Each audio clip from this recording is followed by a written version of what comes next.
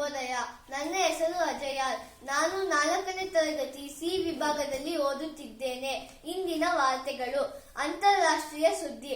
ಪಶ್ಚಿಮ ಏಷ್ಯಾ ಪ್ರದೇಶದಲ್ಲಿ ಮತ್ತೆ ಉದ್ವಿಗ್ನತೆ. ಪ್ರಯಾಣದ ಬಗ್ಗೆ ಮುನ್ನೆಚ್ಚರಿಕೆ ಕೊಟ್ಟ ಅಮೆರಿಕ. 10 ವರ್ಷದಲ್ಲಿ ಬ್ರಿಟನ್ಗೆ 7ನೇ ಪ್ರಧಾನಿ ಸ್ಟಾರ್ಮರ್ ರಾಜೀನಾಮೆ. ಮುಂದಿನ ಪ್ರಧಾನಿಯಾಗಿ ಆಂಡಿ ಬರ್ನ್ಯಾಮ್ ಆಯ್ಕೆ. ರಾಷ್ಟ್ರೀಯ ಸುದ್ದಿ. ವಂದೇ ಮಾತರಂಗೆ ಅವಮಾನಿಸಿದರೆ 3 ವರ್ಷ ಜೈಲು ಶಿಕ್ಷೆ. ನಾಳೆ ಸಂಸತ್ತಿನಲ್ಲಿ ಮಸೂದೆ ಮಂಡನೆ. ಜುಲೈ 20ರಿಂದ ಸಂಸತ್ತಿನಲ್ಲಿ ಮುಂಗಾರು ಅಧಿವೇಶನ ಆರಂಭ. 8 ಮಸೂದೆಗಳ ಮಂಡನೆ ಸಾಧ್ಯತೆ. ರಾಜ್ಯ ಸುದ್ದಿ.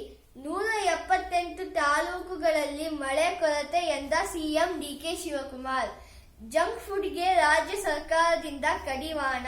ಶಾಲೆ ಆಸ್ಪತ್ರೆಗಳಲ್ಲಿ ಮಾರಾಟಕ್ಕೆ ನಿಷೇಧ. ಕ್ರೀಡಾ ಸುದ್ದಿ.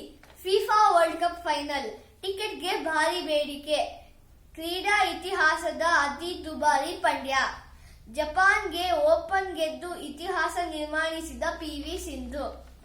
ಫಿಫಾ ವರ್ಲ್ಡ್ ಕಪ್ ಫೈನಲ್ನಲ್ಲಿ ಅರ್ಜೆಂಟೀನಾ ವಿರುದ್ಧ ಸ್ಪೇನ್ಗೆ ಜಯ. ಹವಾಮಾನ ವರದಿ.